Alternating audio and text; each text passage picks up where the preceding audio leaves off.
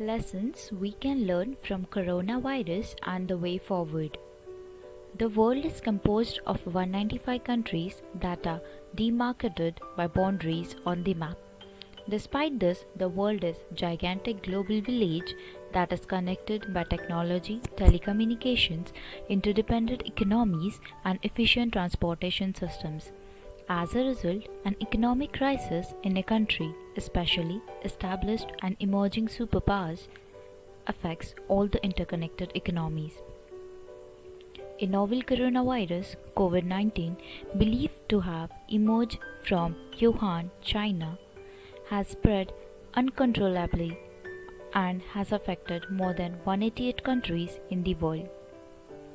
More than 10.2 million people as on 28 June 2020 has contracted the virus.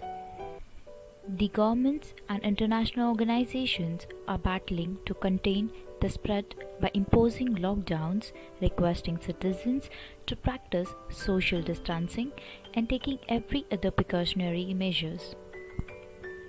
All this has a cost to it, the economic cost.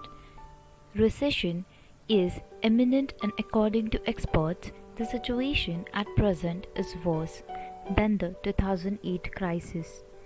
These are unprecedented and uncertain times, and tension is palpable all around. However, there are some valuable lessons which this crisis presents, and we must imbibe and act on them so that we emerge stronger, transformed, and better prepared. The one thing which people have realized is that they only need essentials to survive. Everything apart from this is nothing but us human beings by their never-ending wants and desires.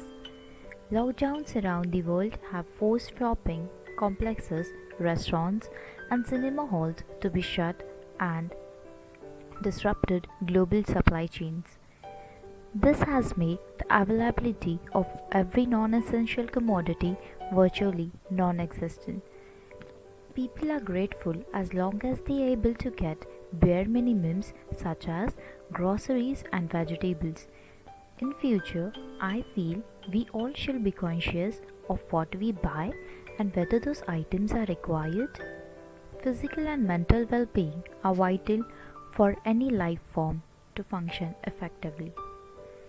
The pandemic has highlighted the inadequate healthcare infrastructure around the world.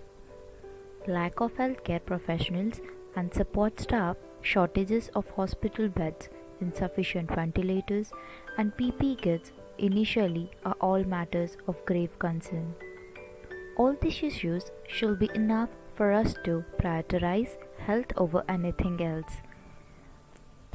Once we emerge from the coronavirus crisis, governments should constitute task forces to bring out the inadequacies in the present healthcare systems and take necessary actions to enhance and improve healthcare infrastructure. This will ensure preparedness in case a situation like this occurs in the future. As a result of being confined to their houses, people are getting more time to enjoy and spend time with their loved ones.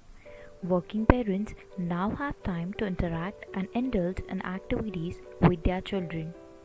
With the chaotic and monotonous routines of people coming to a halt, they are finding new and creative ways to keep themselves entertained and busy. Whether through pursuing a new hobby and showcasing it on social media, cooking new recipes and baking cakes, reading novels or watching shows, people are engaging in activities for which they did not seem to have time before.